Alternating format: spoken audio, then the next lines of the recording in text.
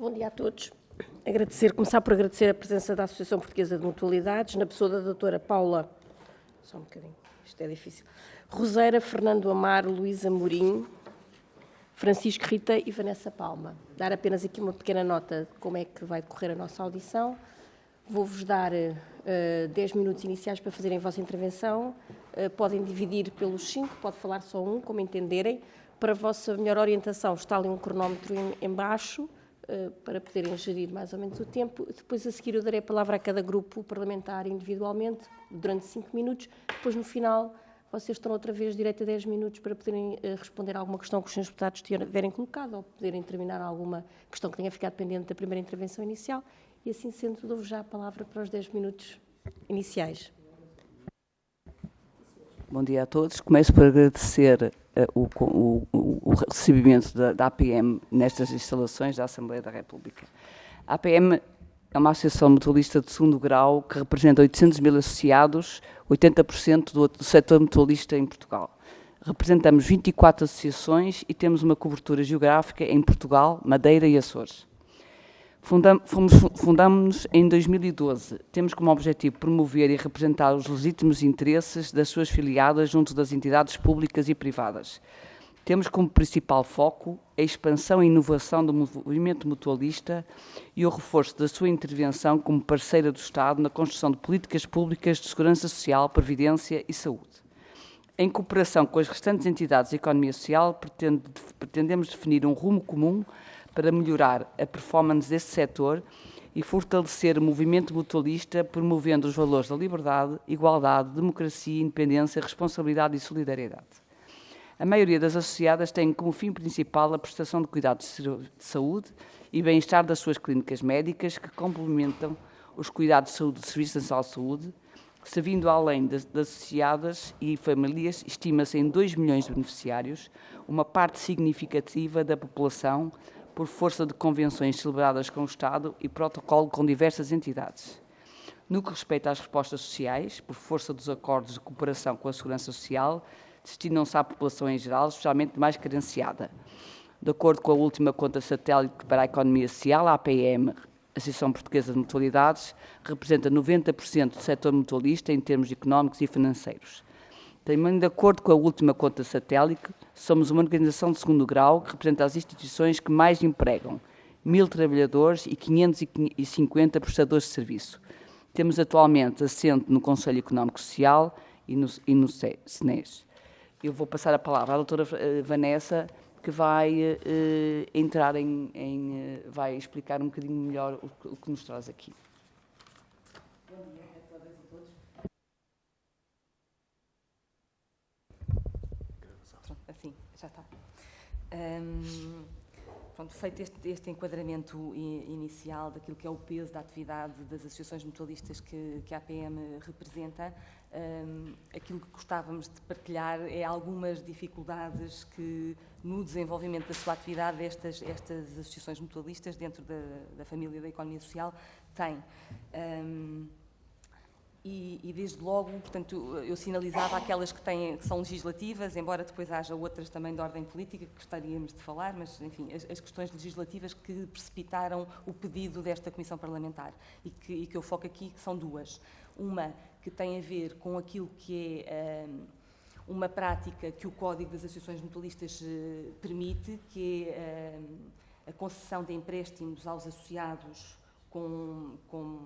calcionados às reservas matemáticas daquilo que são as modalidades complementares de segurança social que as associações gerem e também hipotecárias. E, portanto, o Código tem essa dimensão, permite fazer esse tipo de empréstimos, mas, de alguma maneira, a Lei 78 de 2021, que é da proteção aos consumidores e que, no fundo, procura criar aqui alguma transparência daquilo que são as práticas das instituições financeiras, veio limitar essa possibilidade. Portanto, o CAM, neste momento, permite que as associações mutualistas façam esses empréstimos. Por outro lado, os agentes, nem os notários, nem os advogados, ninguém faz este tipo neste momento, já ninguém faz este tipo de empréstimos porque, de alguma maneira, a Lei 78 de 2021 veio limitar essa possibilidade, obrigando ao registro no Banco de Portugal. Portanto, temos aqui um problema de compatibilização de leis, chamamos-lhe assim, não é? O decreto-lei do CAM e a Lei 78 de 2021. E depois outra também, outra preocupação que recentemente se nos colocou tem a ver com o regime jurídico das relações laborais das nossas associações. Era entendimento de todas as instituições de cúpula, quer da APM, quer da União das Mutualidades, de que a Convenção Coletiva de Trabalho da CNIS não se aplicava às relações laborais das associações mutualistas. E, por isso mesmo, havia uma portaria de regulamentação de trabalho em 96 que excluía expressamente as associações mutualistas do seu âmbito. E, portanto, fomos sempre considerando que não havia essa aplicação e, portanto, que as portarias de extensão não se nos aplicavam. E por isso é que nunca deduzimos oposições. Até ao momento em que, o ano passado, tínhamos uma mesa negocial constituída, que já decorria há algum tempo, aliás, estava praticamente a terminar o seu objetivo, com um contrato coletivo de trabalho, e de repente sai uma portaria de extensão que estende a Convenção Coletiva de Trabalho da Confederação das IPSS às associações mutualistas e, de alguma maneira, isso traz uma certa perturbação na nossa mesa negocial, que ficou ali num impasse, porque, de repente, afinal havia um quadro normativo que se aplicava e, portanto, gerou diferentes olhares sobre a problemática. E depois ainda fomos surpreendidos posteriormente com uma portaria de extensão posterior, a 270, que sai 15 dias depois desta. Isto tudo se passa no final do ano passado, em outubro, novembro, princípio de novembro, que vem criar um quadro de exceção para as Santas Casas da Misericórdia, deixando de fora as associações mutualistas e, portanto, faz ali um regime de salvaguarda da retroatividade das cláusulas pecuniárias para as Santas Casas e esquece as outras famílias da economia social, uma clara violação do princípio da igualdade e com muita discriminação. Eu penso que, não sei se o Dr. Paulo Ribeiro quer dizer alguma coisa relativamente ao impacto financeiro que, além da questão jurídica e da violação do princípio da igualdade, há de facto aqui um impacto financeiro que esta portaria de extensão, que nós nunca aplicamos, as portarias de extensão da Convenção Coletiva de Trabalho da CNIS nunca aplicámos e que agora, ao retroagir cláusulas pecuniárias, tem muito impacto nas nossas associações. Inclusivamente temos associações que estão a cumprir PERs, Programas de Recuperação Empresarial, e, portanto, estas matérias e estas dinâmicas e estes efeitos são muito impactantes, digamos assim, naquilo que é o desenvolvimento e a atividade das instituições. Depois, eu penso que ainda tenho tempo para dizer mais 2 ou 3 preocupações que gostaríamos de deixar aqui também e que se prende com aquilo que é o Plano Nacional para a Economia Social. A verdade é que todas as famílias da economia social têm pugnado por defender a necessidade do Governo implementar um conjunto de medidas transversais para a economia social, ou seja, não a tratar de forma sectorial, de acordo com aquilo que às vezes são alguns objetivos estratégicos do próprio Governo, não é? Nomeadamente naquilo que é a expansão dos cuidados continuados ou das respostas sociais, é olhar para o setor como um setor que interage num conjunto de atividades económicas e que devia ter uma política estruturada, mais dirigida e mais focada em algumas questões e não apenas servir para tapar paliativos. E nesta medida, portanto, a Comissão Europeia, quando lançou o ano passado, em dezembro de 2021, o Plano Europeu para a Economia Social, sugeriu que os Estados-membros adotassem planos nacionais para a economia social. E nós, de alguma maneira, temos vindo sempre, em todos os fóruns, a reivindicar isso, e a verdade é que não há medidas transversais ou abrangentes para o setor. Portanto, há pequenas O Plano Europeu para a Economia Social também sugeriu que os Estados-membros introduzissem nos seus ministérios e, sobretudo, nas autarquias, também naquilo que é o poder regional, interlocutores para a economia social, porque é uma coisa difícil. Nós percebemos que as nossas associações, quando estão no terreno, não conseguem, têm muita dificuldade, às vezes, de levarem os problemas e de conseguirem arranjar as soluções adequadas. E, portanto, também era adequado haver uma recomendação, nesse plano nacional, de que os serviços públicos funcionassem com maior proximidade das entidades da economia social, numa perspectiva de parceria, de conseguirem, em conjunto, resolver uma série de questões que são comuns e que se colocam também aos próprios serviços públicos, não é? Mas há um distanciamento relacional que acaba depois por impedir que a nossa ação seja, de facto, mais profícua e mais eficiente.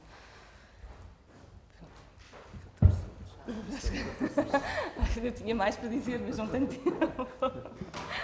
Muito obrigada. Depois também pode, no final, voltam a usar a palavra. Passo então agora a palavra ao Sr. Deputado do Partido Socialista, Fernando José. Sr. Presidente, muito obrigado. Bom dia. Cumprimentar os colegas, cumprimentar também a APM. Tomamos boa nota das preocupações que aqui nos trazem. Tinha apenas algumas considerações e algumas perguntas a fazer. O Estatuto das IPSS foi alterado. Houve uma alteração no Estatuto das IPSS e nessa alteração foi introduzido um artigo, se não me falha a memória, o 93A. E o artigo 93A vem permitir às IPSS e as mutualidades, também o são, vem permitir ou vem-lhes dar a faculdade de negociarem e celebrarem convenções coletivas. Recordo que a União das Misericórdias Portuguesas também não tinha essa capacidade, a capacidade de representar tudo o que são Santas Casas da Misericórdia, e passou a ter, aliás, foi recentemente depositado para publicação um contrato coletivo de todas, da União das Misericórdias Portuguesas, que representa, portanto, todas as Santas Casas da Misericórdia que não tenham acordo de empresa, porque algumas delas, como sabem, têm já esse acordo celebrado. Portanto, este 93A vem dar essa capacidade para a celebração de convenções coletivas. Aquilo que depreendi, o parlamentar do Partido Socialista depreendeu das afirmações, é que passaram a estar, e é isso que também decorre do próprio requerimento, que passaram a estar abrangidos por portaria de extensão a partir de 2002. A indicação que teremos é que já eram abrangidos antes de 2022, que a APM já era abrangida pelo contrato coletivo da CNIS através de anteriores portarias de extensão. E, portanto, saber se nos conseguem confirmar que efetivamente assim é, porque não foi só em 2022, a verdade é que já antes de 2022, através de outras portarias de extensão, a APM estava já abrangida e, portanto, não é um facto novo. Também a referência que fez relativamente às Santas Casas da Misericórdia, que num primeiro momento terão sido afastadas dessa portaria de extensão, através da dedução da oposição, e que neste momento vieram para já a estar incluídas, e o facto de não ter havido aqui uma retroatividade na questão pecuniária tem precisamente a ver com isso. É que é a primeira vez que estão a ser abrangidas e, no caso da APM, não existiu essa exceção, porque, isso nos puderem confirmar, a verdade é que já estavam abrangidas e, portanto, não é uma situação nova, ou pelo menos não consubstancia uma situação nova.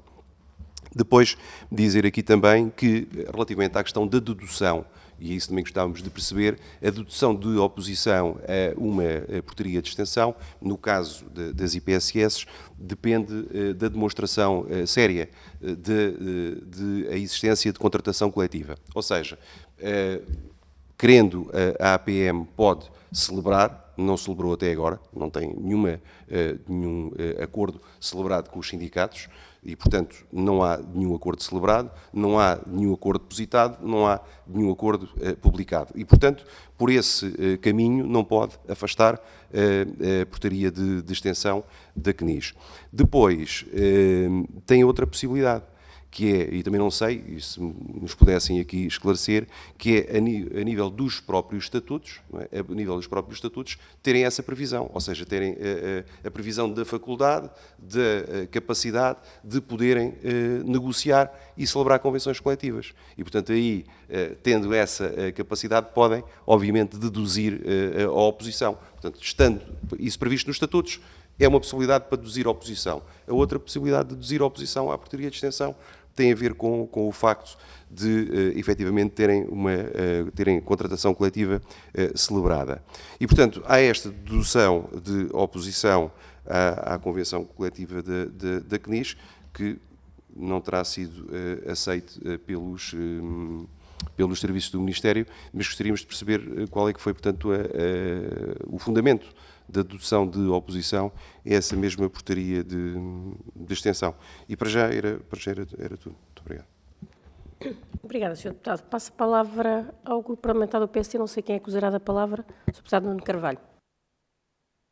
Muito obrigado, Sr. Deputado Coordenador. Cumprimentava a si, cumprimentar os meus colegas, os senhores deputados, e cumprimentar a APM e agradecer bastante terem trazido aqui este tema.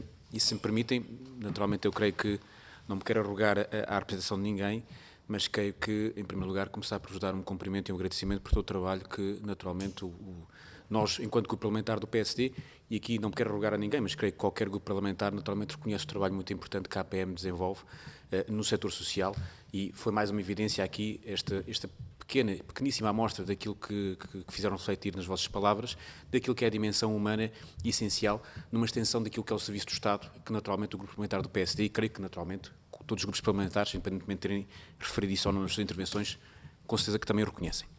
E, portanto, começando por esse cumprimento e agradecimento, registar em primeiro lugar, em primeira linha, o seguinte: daquilo que conseguimos compreender, o KPM também aqui faz referência é que se para umas matérias são tratados de forma igual como todos os outros, então para isso não deviam estar excluídos de algumas políticas ou de algumas situações.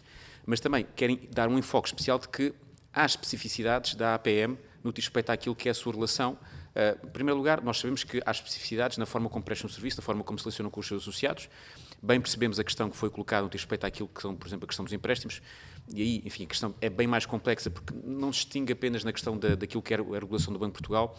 Como sabem, até foi colocada uma lei que leva a que a supervisão de quem faz a concessão de empréstimos, para quem tem essa relação, atualmente até deve ter uma supervisão por parte da Associação, perdão, da Autoridade de Seguros e Pensões, do antigo ISP, e portanto, há de facto aqui um regime de transição que tem que ser, tem que se obedecer no que diz respeito àquilo que é essa atividade de contratação de empréstimos, enfim, daquilo que era uma atividade que estava dentro do core business, por assim dizer, da normal atividade da APM.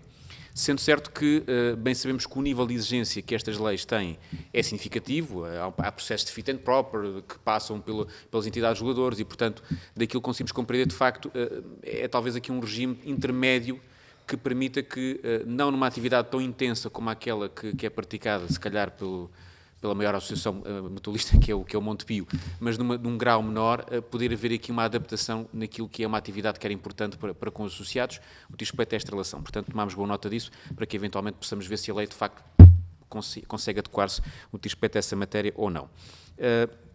E depois conseguimos compreender algo que é fundamental, que é o facto de, em primeiro lugar, quando se fala num processo negocial, não se fala apenas da forma como ele se processa.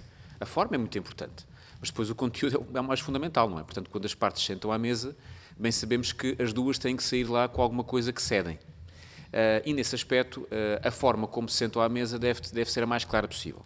E, portanto, ainda que, eventualmente, se consiga chegar a uma conclusão clara de que a legislação diga que é assim que as partes têm que sentar à mesa, em primeiro lugar, se é assim, e se havia toda essa clareza, deve haver um tempo, e eu creio que eventualmente talvez esse seja um dos aspectos, e uma primeira pergunta que queremos deixar, deve haver um tempo sempre de adequação, porque se a forma não era assim até agora e vai passar a ser assim, num período em que nós vamos negociar, ou quem quer que seja vá negociar condições salariais neste atual contexto, não é um contexto particularmente fácil, porque vivemos numa espiral de inflação significativa.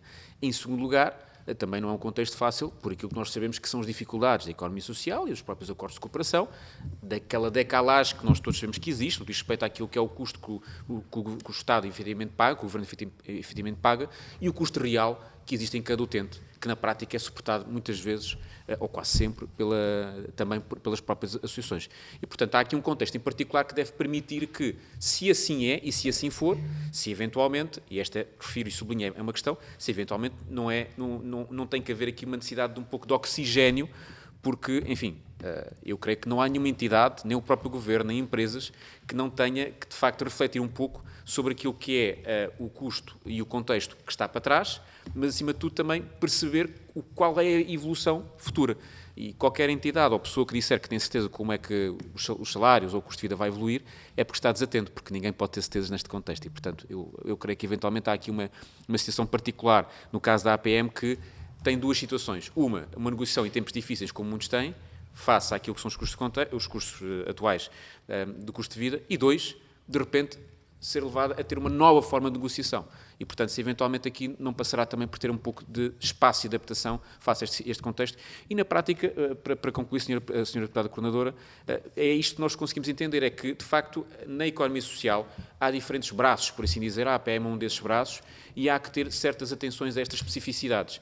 E eu creio que a vossa mensagem, da nossa parte, foi compreendida, e é um pouco também perceber se, de facto, esta especificidade também não deve ser um pouco aplicada à APM, de um contexto que permita que, naturalmente, a associação, ou estas diferentes associações possam fazer o seu caminho da forma como têm feito e têm servido, naturalmente, o país nesta área fundamental. Muito obrigado. Muito obrigada, Sr. Deputado. Passo a palavra ao Sr. Deputado Jorge Galveias, do Partido Chega. Muito obrigado, Sra. Deputada Coordenadora. Senhoras e senhores deputados, começo por agradecer a presença dos membros da APM e dizer-vos que o Partido Chega gostaria de sublinhar o papel social que todos os dias as mutualidades prestam aos cidadãos e ao país. De facto, e como se pode ler no anuário que tiveram a oportunidade de nos fazer chegar, é relevante assinalar não só o universo que, como foi referido, representa sensivelmente 800 mil associados mutualistas, mas também o benefício de grande parte das respectivas famílias, estimando-se servirem um universo de cerca de 2 milhões de beneficiários, complementando ainda os cuidados do Serviço Nacional de Saúde. Gostaríamos de deixar as seguintes questões. Tendo em conta que a Portaria 270/2022 já ausenta as associadas da Associação Portuguesa de Mutualidades da aplicação da retroatividade a 1 de dezembro de 2021, da tabela salarial e das cláusulas de natureza pecuniária, reconhecendo que representavam um encargo extraordinário para as mutualidades, agravado pelo atual contexto económico e social. E assim pergunto qual é a pretensão da associação neste âmbito e como justificam as denúncias do Sindicato dos Trabalhadores do Comércio, Escritório e Serviços de Portugal relativamente à Associação Portuguesa de Mutualidades, onde referem que esta associação pretendia, através da negociação do novo contrato coletivo de trabalho, agravar e tornar permanente o corte de direitos aos trabalhadores, salientando que as associações não apresentaram uma proposta para a tabela salarial. Muito obrigado. Muito obrigada, Sr. Deputado. Passo a palavra à Sra. Deputada do Bloco de Esquerda, Isabel Pires. Obrigada, Sra. Coordenadora. Cumprimentar os representantes da Associação Portuguesa de Mutualidades aqui presente e agradecer não só a exposição, mas também por escrito, que também enviaram por e-mail a exposição relativamente aqui a algumas matérias. Eu vou-me atender a uma questão que foi aqui levantada como um dos focos do pedido de reunião, que tem mais a ver com parte das competências desta Comissão, que tem a ver com a questão da negociação coletiva que referiu na sua intervenção inicial, está também aqui na documentação, e o histórico, digamos assim, destas portarias de extensão, e nomeadamente a última, que criou um quadro de exceção para a Santa Casa da Misericórdia, com a qual, aliás, nós pessoalmente até nem sequer achamos que devesse ter existido essa exceção, mas a questão que colocávamos tem efetivamente a ver com, se pudessem explicar efetivamente porque é que esta portaria de extensão neste momento consideram que não é, e quais é que são os problemas que são levantados com esta portaria de extensão. Nós sabemos que o setor social, a economia social, abrange muitas áreas, mas abrange muitos trabalhadores que, nomeadamente, recebem salários muito baixos ainda, reduzida e com níveis de precariedade que são, do nosso ponto de vista, preocupantes, atendendo às funções absolutamente essenciais que muitos deles têm no auxílio a muitas pessoas. Referiu aqui impactos financeiros, creio que não será apenas isto e, portanto, gostávamos de perceber, afinal, qual é que é efetivamente a tal perturbação e as tais dificuldades que aparentemente possam aqui existir com esta portaria de extensão que não é nova e, portanto, porque neste momento esta nova insistência por parte da APM relativamente a esta matéria, até quando nós percebemos que, do ponto de vista da economia social, estas negociações são muito difíceis e a verdade é que uma grande parte dos trabalhadores da economia social continuam em situações muito precárias e muito complicadas a fazer os seus trabalhos e, portanto, gostávamos de compreender neste ponto específico que no e-mail inicial tinha a ver com o pedido de reunião específica a esta Comissão, então quais é que são as justificações da APM para este pedido? Muito obrigada.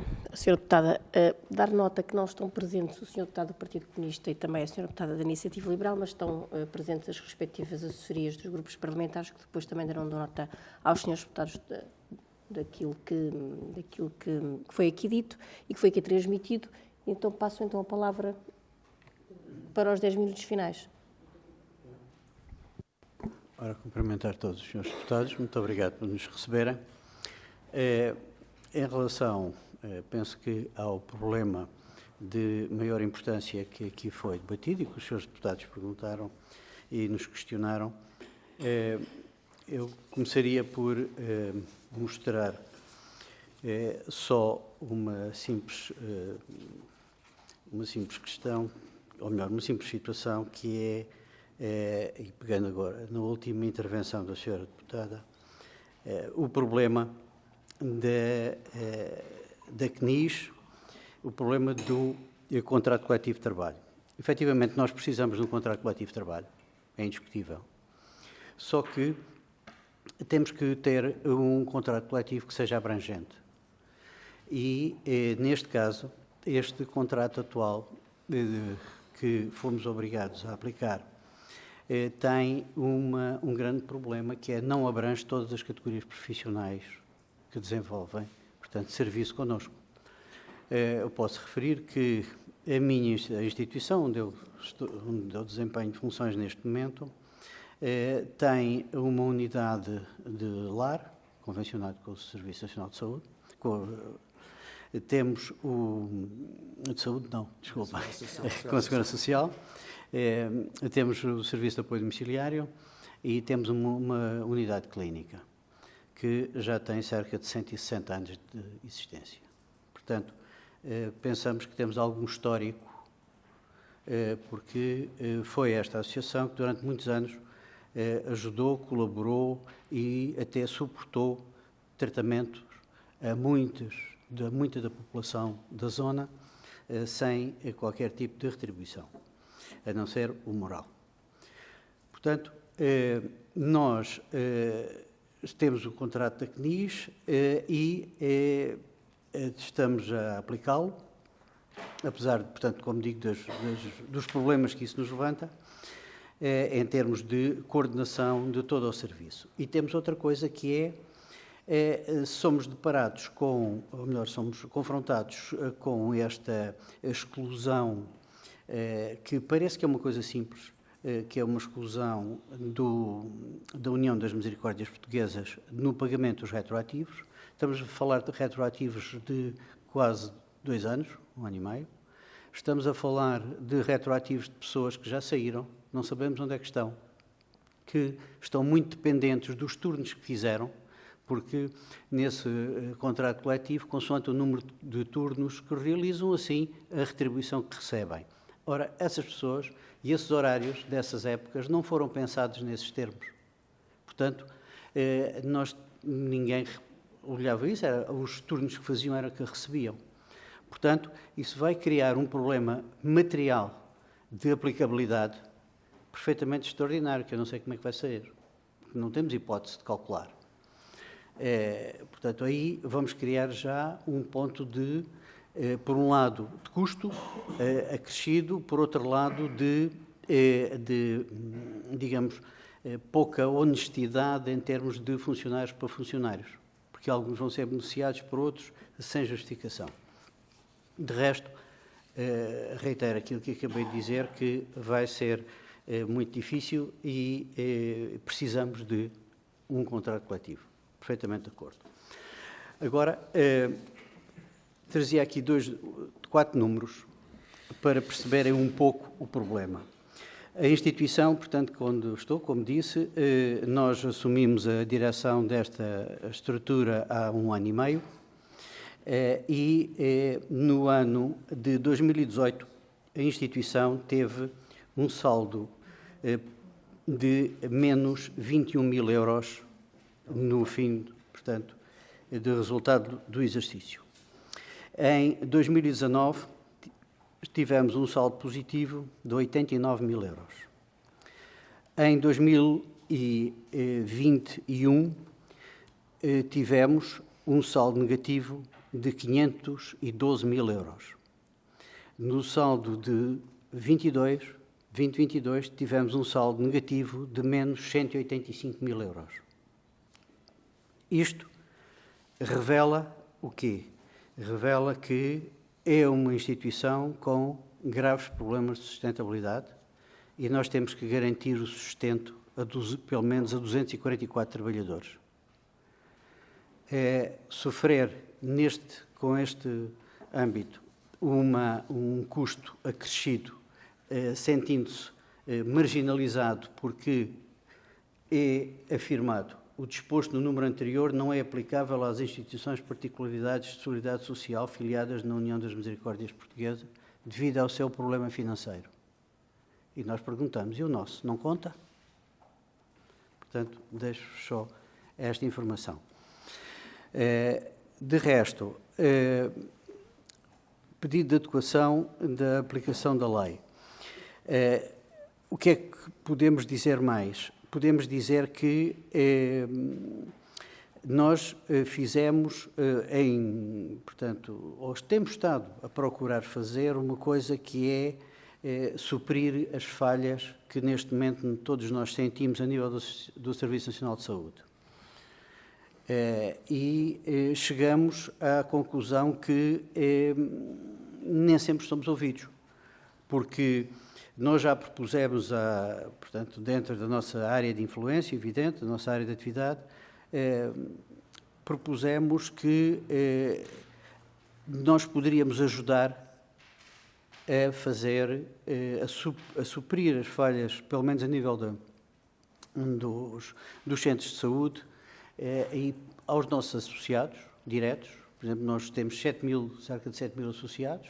Se considerarmos as famílias, então somos muito mais, e nós disponibilizámos para fazermos um plano de apoio aos nossos associados e substituirmos, digamos, ao Serviço Nacional de Saúde. Apoiarmos o Serviço Nacional de Saúde atendendo esses associados. Até hoje não obtivemos qualquer resposta. Portanto, nós estamos disponíveis para colaborar em resolver o problema mais do que em ser problema. Agora, não podemos, efetivamente, continuar a servir para ter que andar a inventar todas as maneiras e mais alguma de conseguir rentabilizar a nossa atividade e depois o Estado saber que, por exemplo, na unidade de cuidados continuados que temos, os custos que estão demonstrados por estudos feitos por entidades externas, os custos que o Estado nos paga são francamente inferiores àquele que é o custo real. Portanto, temos mais um encargo e é do conhecimento que isso acontece muitas vezes. Bem, não quero monopolizar, pensaria. Foram pedidos, pode ser relativamente à portaria de extensão, relativamente ao facto da portaria de extensão ser um facto novo ou não ser um facto novo. Ela é, de facto, um facto novo. Fazendo aqui passo atrás histórico, não é? Portanto, quando não havia nem União das Mutualidades, nem APM, nem CNIS, o que nós tínhamos do ponto de vista de quadro regulatório para as relações laborais das IPSS era uma portaria de regulamentação do trabalho. Portanto, uma portaria de regulamentação do trabalho que excluía, a última penso que é de 96, excluía expressamente do seu âmbito as associações mutualistas. Não excluía as Santas Casas. E porquê é que excluía as associações mutualistas? Porque, de facto, a Administração Central reconhecia que estas instituições, sendo de natureza de IPSS, são específicas, são especiais, são diferentes das outras, porque, desde logo nos seus fins principais, a sua atuação não é a ação social. A ação social é complementar, é secundário, é um fim secundário, não é o fim principal. Portanto, para se ser uma associação mutualista, das duas uma, ou se tem uma atividade principal na saúde, ou se tem uma atividade principal na área complementar de segurança social. E só depois, então, é que, subletivamente, cumulativamente, há outra finalidade. E, portanto, foi essa distinção de atividade económica desenvolvida, chamemos-lhe assim, que acabou por distinguir e por excluir do âmbito da portaria de regulamentação do trabalho as associações mutualistas. E, portanto, este era o quadro que tínhamos. Portanto, se o legislador, se a Administração Central, quando regulava ela própria a regulamentação coletiva, as relações laborais, não é? Excluiu estas instituições por estas razões, então depois não era a portaria de extensão, que hierarquicamente é inferior, que vinha estender um regime jurídico convencionado, não é? Contratualizado por uma outra entidade, de cúpula, é certo, mas ao nível das instituições de cúpula que representam as associações mutualistas, e, portanto, sempre se considerou que as associações mutualistas e as relações laborais não estavam sob o chapéu das convenções coletivas de trabalho da CNIS. E, portanto, é um facto novo, de facto. Um facto novo que depois traz consequências financeiras.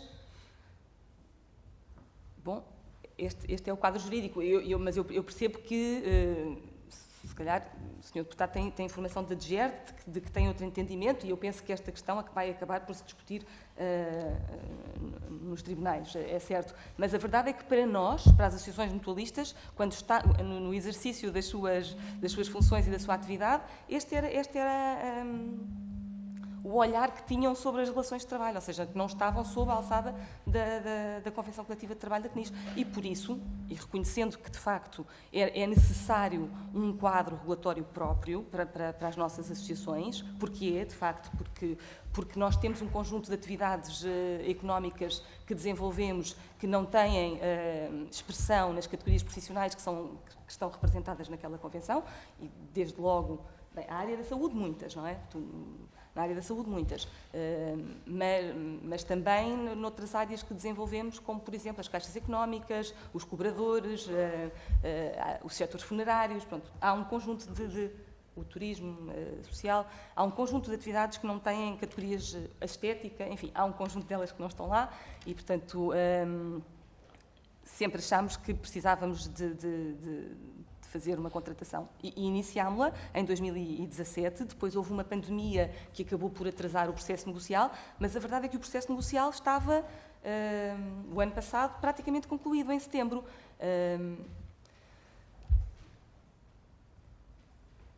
A portaria, eu tenho para mim, porque eu fiz parte da mesa negocial e, portanto, fui acompanhando algumas das problemáticas que lá se colocavam.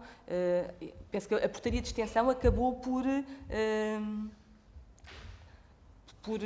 comprometer, chamemos-lhe assim, o processo negocial, não é? Porque, no fundo, havendo aquele quadro regulatório explícito de que, para o Ministério, para a DGERT, ficava claro, penso que ficou claro naquela portaria de extensão e naquela defesa de recusar a oposição que nós deduzimos em sede de aviso de BTE,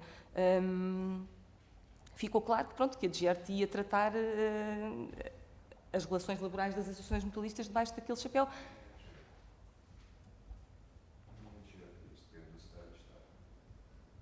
Certo, mas penso que é a DGERT que dá, no fundo, a informação jurídica, não é de suporte.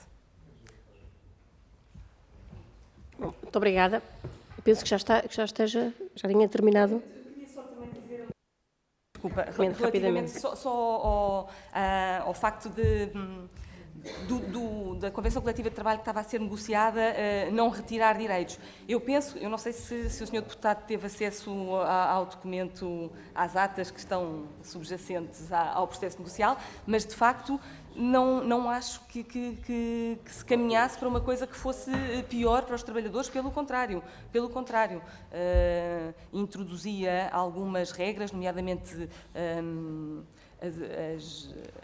os créditos de horas em vez dos subsídios de turno, enfim, pronto, havia um quadro normativo que até era mais vantajoso para quem faz, de facto, horas fora dos...